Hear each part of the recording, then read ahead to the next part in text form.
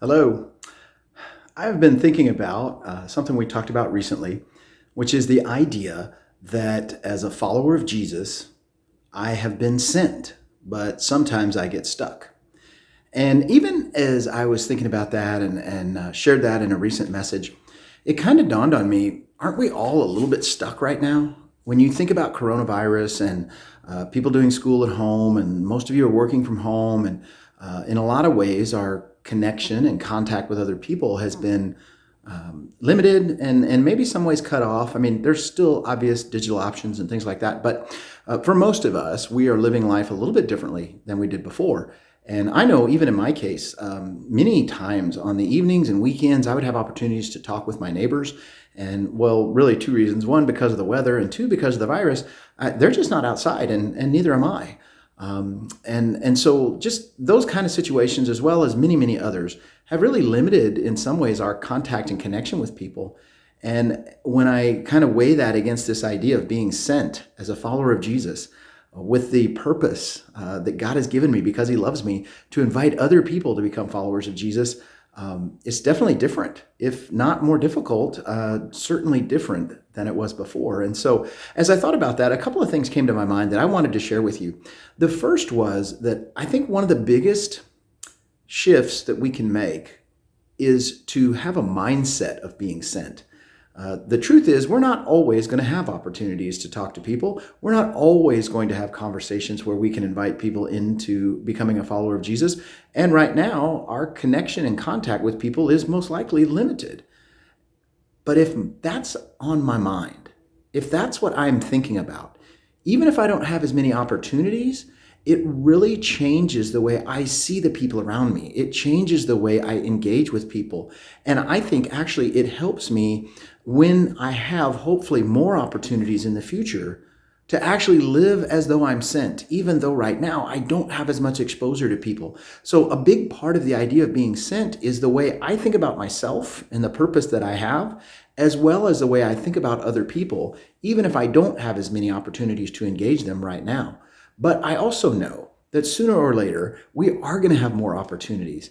And one of the things that I've been doing is thinking about when I get kind of released and the rest of the world kind of goes back to allowing people to move freely and connect and be more engaged with each other, what do I want to do? Well, now my situation is different than yours, and so I understand that. But my wife and I are recently empty nesters. We had one move out and one go to college, and so that's a different world for us. And I realized I have some opportunities. I have some time that I didn't have before. And two of the things I want to pursue is I want to get better at woodworking, and I want to learn to speak Spanish more proficiently. And so I've kind of thought through that, and I thought, well, maybe I can find a local group. I can take a class. I can do different things to help with that. And it dawned on me, if I'm sent to those places too. That the people I'm learning Spanish with, I have an opportunity to connect with them and hopefully begin to have conversations with them about what it would look like to follow Jesus. If I go take a woodworking class and meet other people and other students and the instructor and things like this, I have an opportunity to live sent, even as a student, even as somebody that's trying to learn, even as somebody that's new to an environment. I can live a sent life. And I got to tell you, that really encouraged me. That excited me. And so what I want to challenge you to do is, especially if you're feeling that you're limited in your opportunities right now, is to start thinking about what life is going to look like. Some of you got kids that are going to be on teams. What if you were sent to those teams, those kids that are on the team with your child, those parents that have kids on the team? What if you saw yourself as sent to the team members and their families? Or maybe it's a special thing at school, or maybe it's a program or a club or a hobby that your family's going to be involved in. What if you were sent to them?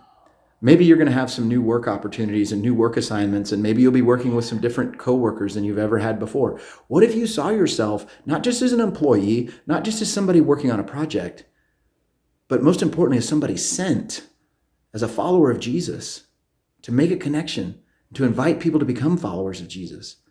So it is a mindset. I understand our opportunities may be limited a little bit right now, and so I would encourage you to help solidify that mindset. Start thinking, start planning, start dreaming about where God may be sending you when you have opportunities, so that when those come, you're ready You're not trying to work through all the details and, oh yeah, I'm supposed to, and what if I did this, and what if I did that, and oh yeah, I want to integrate my faith, and all of those things that sometimes we get caught up in.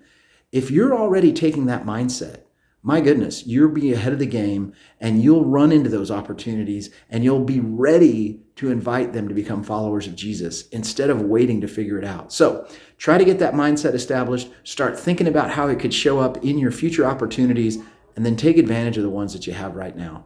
It's all about living a life that's sent so that you don't get stuck. It's a shift. It's not always an easy shift, but it's an important one.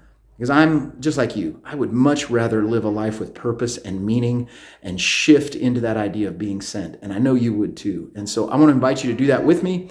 Think about it, dream about it. If you come up with some great ideas, please let me know. I would love to hear them.